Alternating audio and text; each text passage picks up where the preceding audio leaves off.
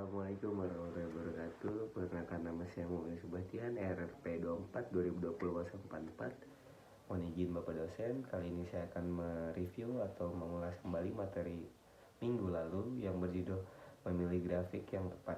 Nah, yang pertama itu ada macam-macam grafik, macam-macam dan penggunaan grafik. Nah, yang pertama itu sebelumnya grafik itu adalah sebuah peluang. Nah, di mana apabila kita menggunakan grafik itu akan ada kesempatan membuat suatu argumen. Nah, macam-macam grafik itu yang pertama adalah grafik batang. Nah, grafik batang itu hanya bisa digunakan 1-2 variabel saja. Tetapi kerugiannya apabila suatu perusahaan menggunakan grafik batang, dia tidak bisa menggunakan grafik batang itu untuk mengulas secara keseluruhan atau total. Nah, yang kedua itu ada pie chart. Nah, pie chart ini sangat bagus untuk menggambarkan dari keseluruhan atau apapun. Nah, tetapi kerugiannya apabila si pie chart ini nggak bisa hanya satu saja, jadi harus keseluruhan.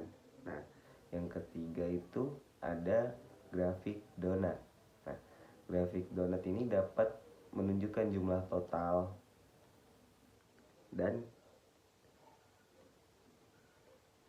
mengambil teks di tengah. Nah, maksudnya mengambil teks di tengah itu sebenarnya grafik donat itu bagian dari pie chart. Cuma kita harus, apabila kita menggunakan grafik donat, kita harus bisa membuat audiens tertarik dengan total dari grafik donat tersebut.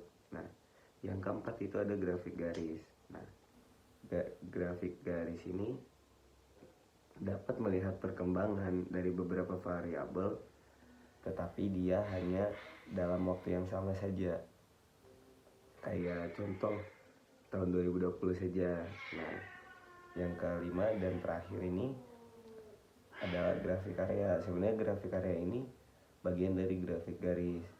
Cuma dia menunjukkan keseluruhan perubahan dari waktu ke waktu.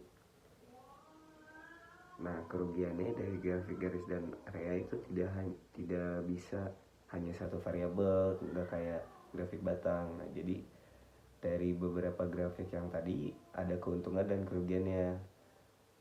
Bagaimana kita menggunakannya itu apalagi kita sebagai jurusan dari sebuah perencanaan kan, untuk mempresentasikan, untuk menarik sebuah audiens.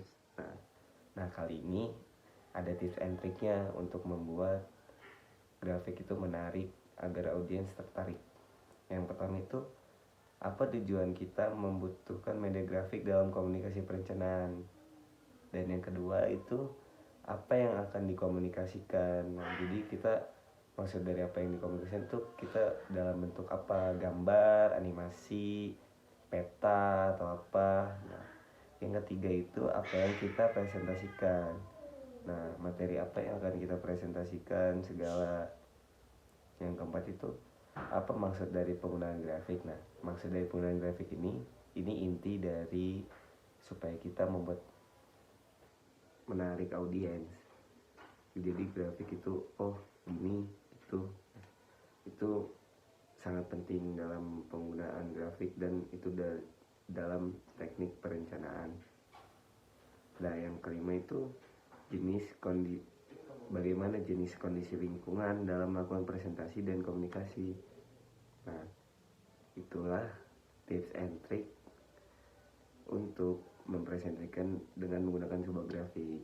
Nah, jadi grafik itu bisa sangat mudah, bisa sangat sulit digunakan untuk presentasi dan menarik sebuah audiens.